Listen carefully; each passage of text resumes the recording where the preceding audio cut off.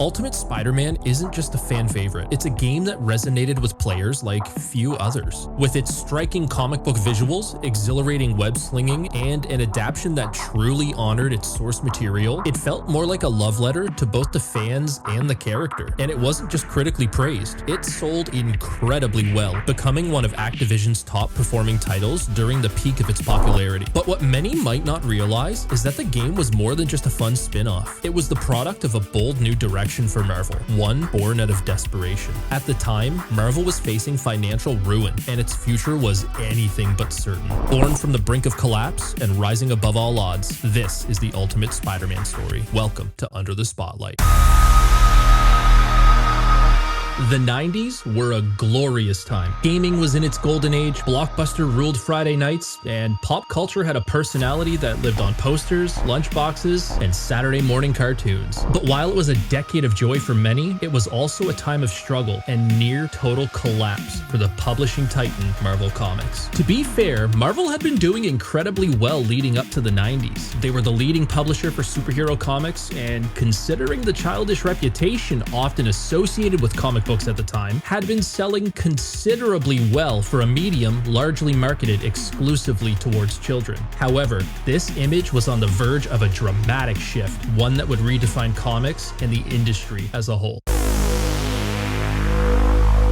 The market for collectibles, especially vintage baseball cards, was booming, and stories of people stumbling across a few $1,000s in their attic only fueled the collecting craze, leading to shortages at local card shops. With supply drying up, eager collectors and speculators began branching into other hobbies like coins, stamps, and comic books. This was music to Marvel's ears. The company had been struggling to connect with the younger generation. Then, almost overnight, a golden opportunity appeared, and Marvel wasn't about to let it slip away. Consumers began buying 4 or 5 copies of the same issue, hoping to cash in down the line. This inspired then rising star Todd McFarlane to take a page from John Byrne's book, drawing numerous variant covers for his titles, which pushed the buying craze into overdrive. For the first time in what felt like forever, Marvel could see a light at the end of the tunnel, but just as quickly as this new customer base appeared, they would soon vanish without a trace.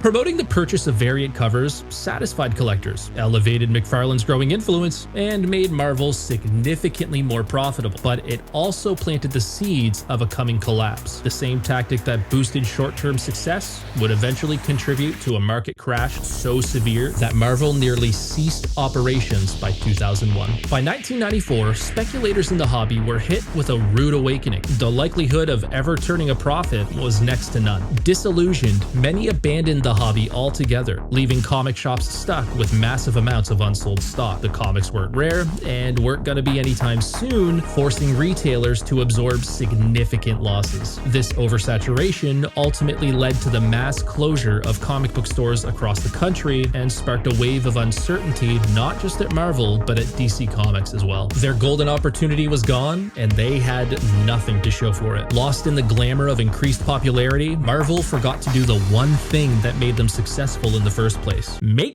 good comics.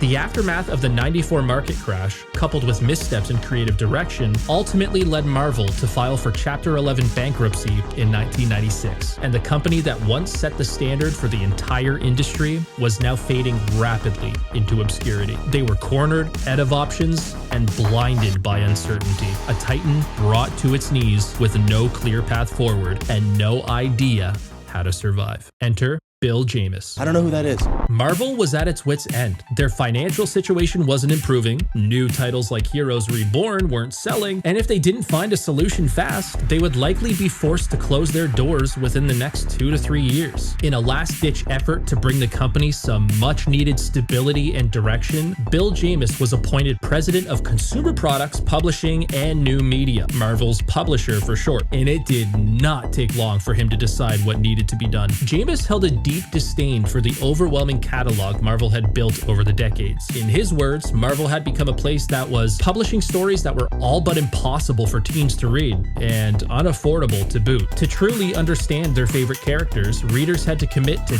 decades of backstory, tie-ins, and events, an unsustainable ask for both fans and the business. If Marvel was going to reclaim its former prestige, Jemas believed it needed more than just new stories. It needed a total reboot.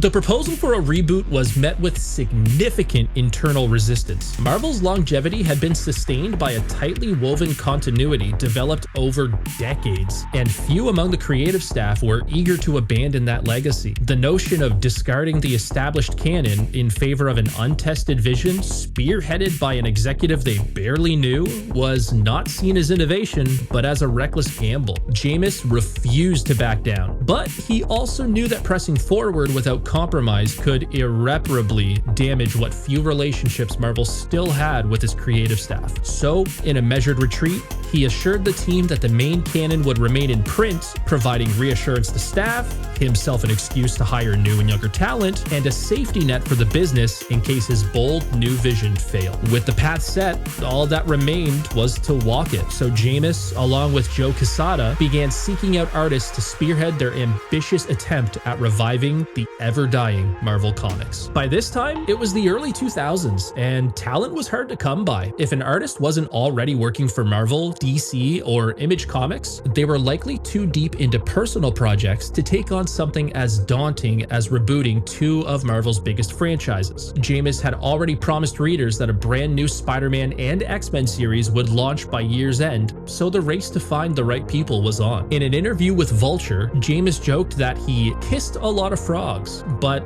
nothing was working. No matter how hard they tried, they just couldn't find the right fit. After what seemed like months of dead ends, it suddenly dawned on Quesada. He already knew the perfect guy. The only problem? He wasn't sure the guy would want the job. Still, he figured it couldn't hurt to make the call.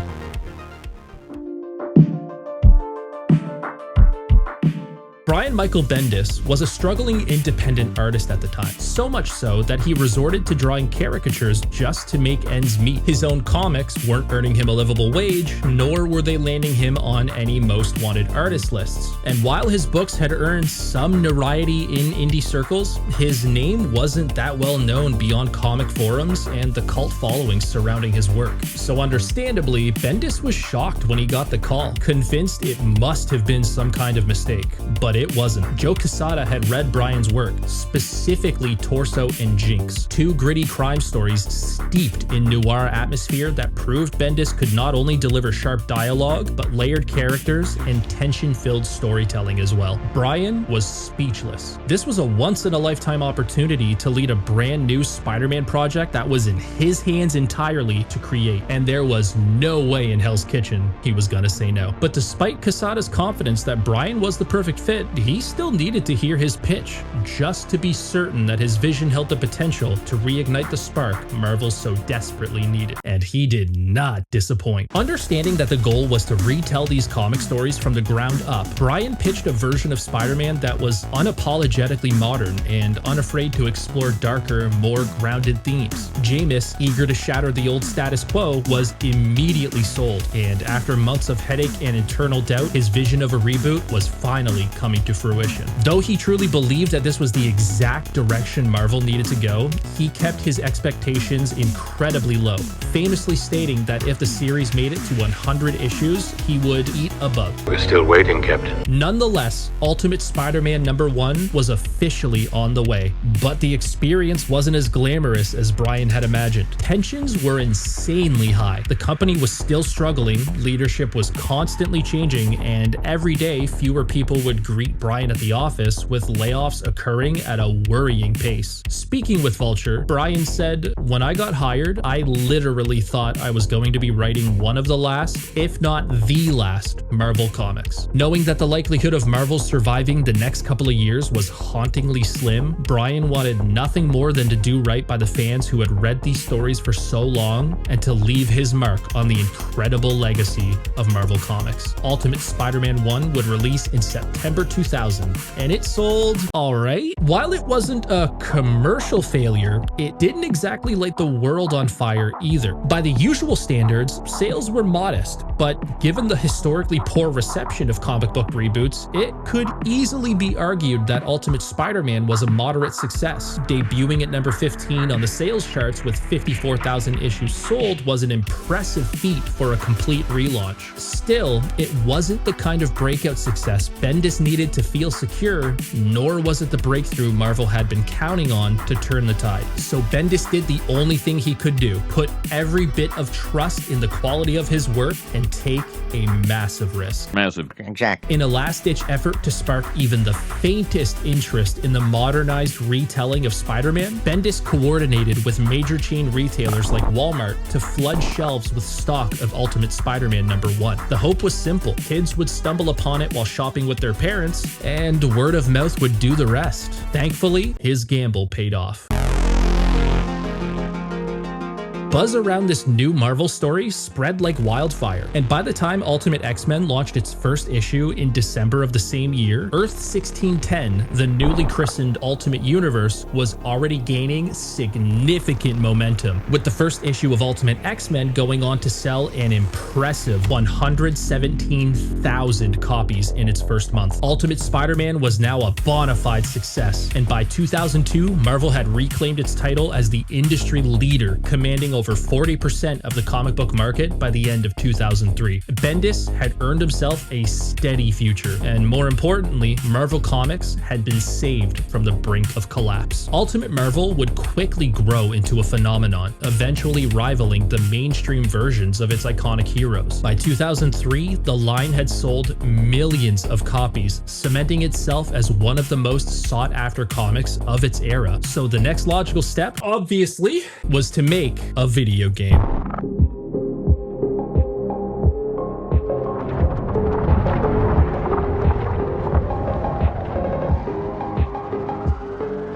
Ultimate Spider-Man released in 2005, coinciding with the 4th anniversary of Ultimate Spider-Man 1 on PlayStation 2, Xbox, GameCube, Nintendo DS, and Game Boy Advance. Selling over 1 million copies in its lifetime, the game was a commercial success. While it never reached the towering heights of its predecessor Spider-Man 2, it still achieved a level of success rare for a comic book adaptation, and it doesn't take long to see why. The game opens with a brief retelling of how this version of Peter Parker was bitten by a spider, brought to life through a striking cel-shaded art style inspired by the original comics artwork. During a school trip, Peter, Mary Jane, and their classmates visit a genetics lab owned and operated by Norman Osborn. As they tour the facility, Norman himself is present, overseeing his team of scientists working on a genetically mutated spider. Distracted by a sudden phone call, Norman hands the spider to one of his nearby bodyguards. The guard, clearly uneasy around spiders, nervously tosses it aside, unintentionally letting it escape. The spider makes its way across the lab and eventually bites Peter on the hand, setting his transformation in motion. The story then jumps forward, about 33 issues worth, to the real catalyst of the narrative. Peter Parker and Eddie Brock Jr. have been connected since childhood. Before either of them were born, their fathers had been working together on a potential cure for cancer. They believed the answer lay in a suit,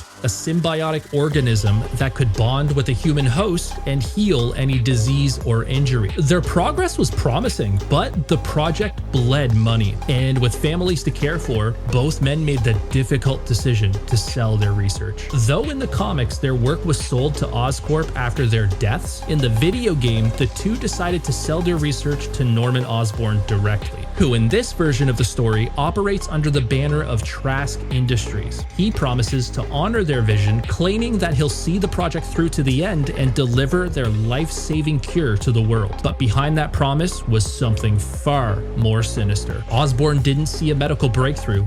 He saw potential, a living suit that could be reshaped, controlled, and weaponized. He began experimenting relentlessly, not to heal, but to dominate. He wasn't chasing a cure, he was chasing the power of a god. In a recent attempt to reconnect, Peter and Eddie are driven by a shared desire to complete the work that both their fathers started. One fateful night, after discovering where the symbiote is hidden and desperate to reclaim his father's legacy, Peter breaks into Oscorp, unaware of what the suit has become. The symbiote clings to him, triggering a vicious downward spiral that transforms him into a violent, reckless version of himself, unleashing an internal struggle that nearly kills him on more than one occasion. Though Peter eventually breaks free from the suit's grip, Eddie would not be so lucky. Gameplay begins with Eddie, now consumed by the Venom symbiote, vowing to kill Peter in pursuit of the very same goal. The story in Ultimate Spider-Man is absolutely incredible. While it follows events that occur in the comics with a fair amount of accuracy, the story has been adjusted enough to not feel entirely predictable if you're approaching the game having already read the events of Ultimate Spider-Man. It does borrow from several issues of the comics, primarily the events of issues 33 to 38, known as the Venom arc, allowing you the ability to explore the story in greater detail if you so choose. Though it isn't necessary, it is something that I recommend because the story occurs so late in the Ultimate Spider-Man timeline. There's a lot of small details and nuance about this iteration of Spider-Man that the player will never experience in the game. If reading just isn't your thing, that's okay. There's more than enough content in Ultimate Spider-Man to deliver on a complete experience. But I can't recommend the comics enough. The added context they provide gives a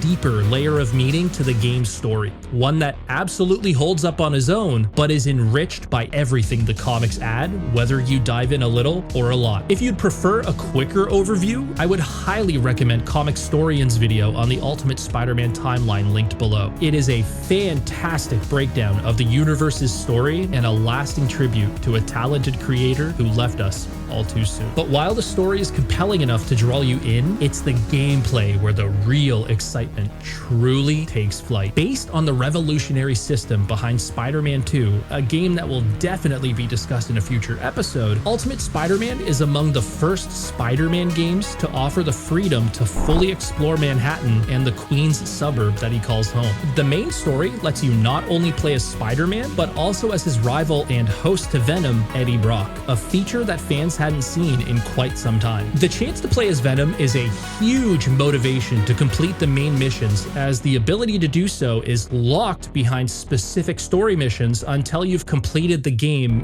at least once. When combined with the game's progression system, this encourages the player to partake in the fullest experience of the game. While his gameplay isn't as captivating as Spider-Man's, it can still be incredibly fun hopping around the streets of Manhattan, wreaking absolute havoc on the city and everyone that crosses your path. And it can get incredibly violent.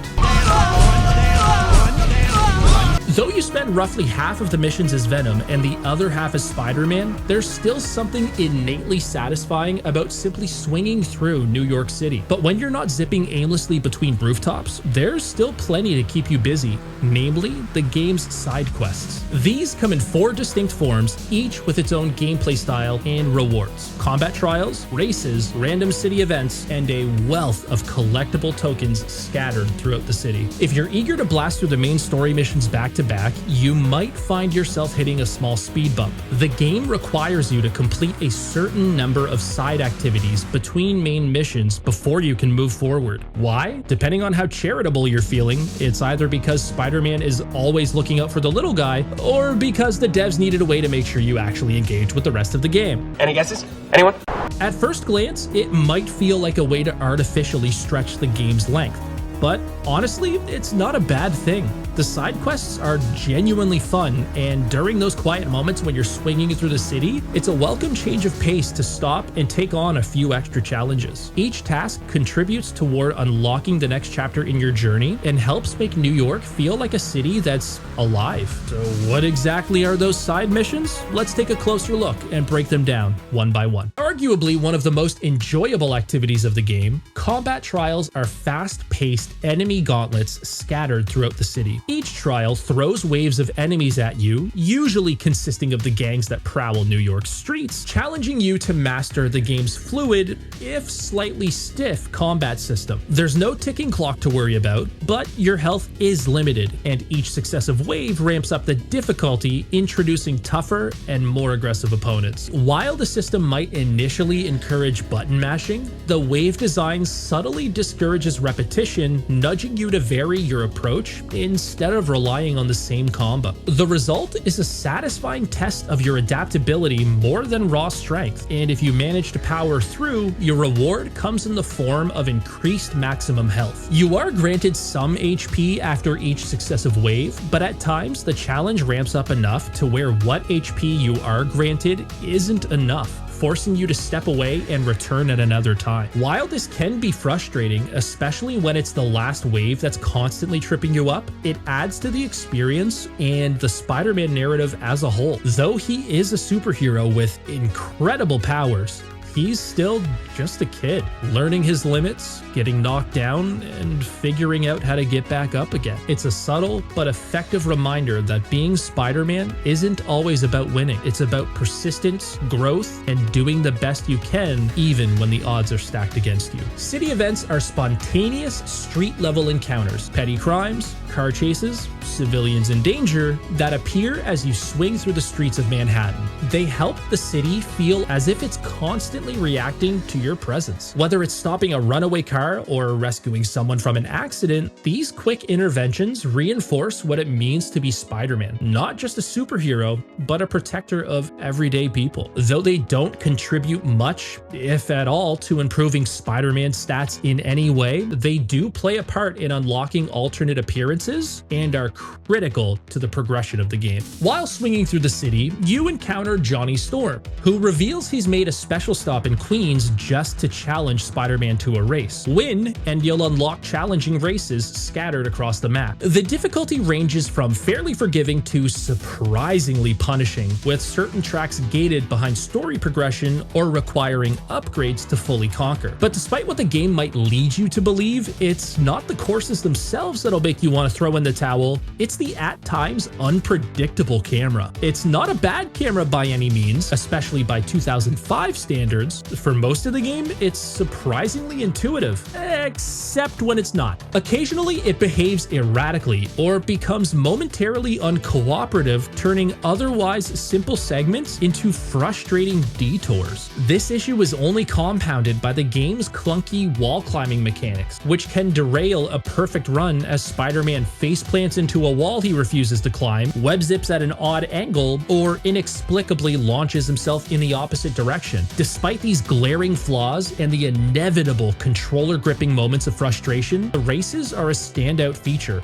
not just for the challenge, but for the meaningful rewards they offer. Each course features 4 medal tiers: bronze, silver, gold, and the ever-elusive ultimate. Earning enough medals, with higher tiers carrying more value, unlocks tangible upgrades to Spider-Man's web swinging. With each milestone, his speed, momentum, and control improve, making traversal faster, smoother, and far more exhilarating. These upgrades not only make later races more manageable, but also enhance the core joy of playing Ultimate Spider-Man. The simple, satisfying thrill of swinging through New York City with plenty to see and even more to collect along the way. One of the biggest draws of Ultimate Spider-Man is the web swinging and exploration. And even after 20 years, swinging through the city remains an absolute blast. While it occasionally shows its age, it's still an incredibly fun and satisfying part of the game, a huge reason why Ultimate Spider-Man holds up so well today. Though the story missions are fantastic, I often found myself wanting to do nothing but swing around Manhattan, whether for pure leisure or to test my skill at navigating the streets. The best part? The map is sprinkled with hidden tokens and landmarks that encourage you to explore beyond the main roads. These tokens, while not seeming like much at first, are a gateway to unlocking unlocking a plethora of Spider-Man content like concept art, cover artwork, alternate costumes, and, as with all other activities, contribute toward progressing the main story. Even if your main reason for hunting them down is to simply unlock the next mission,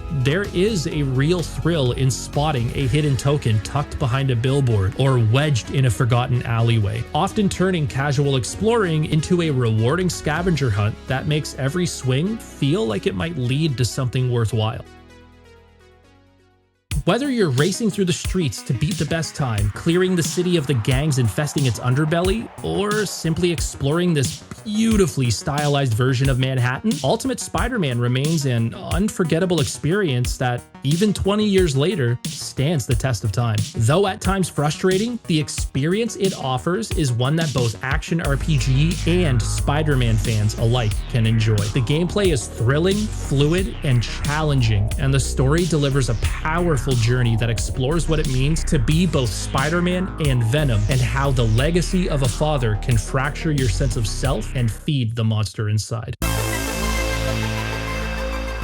Ultimate Spider-Man is easily one of the most enthusiastic recommendations I can make when it comes to games worth playing. Despite its age, it remains an incredible experience, and it plays remarkably well across every major console. That said, each version does come with slight differences. The Xbox release offers the sharpest visuals, fastest loading times, and the smoothest performance overall, while the GameCube and PlayStation 2 versions, nearly identical in experience, run a bit less polished by comparison, with the PS2 featuring notably longer load times. Still, you're not gonna go wrong with any of these versions. I played a significant amount of each, and while the Xbox version is undeniably the best visually and technically, the time I spent with the PS2 and GameCube versions felt just as enjoyable. If you're limited to one console, rest assured, the experience remains consistent no matter which version you play. Ironically though, the best version is also the cheapest to buy. At just $26 for a complete copy at the time of recording, the Xbox version sits at the lowest average price, $8 less than the PS2 version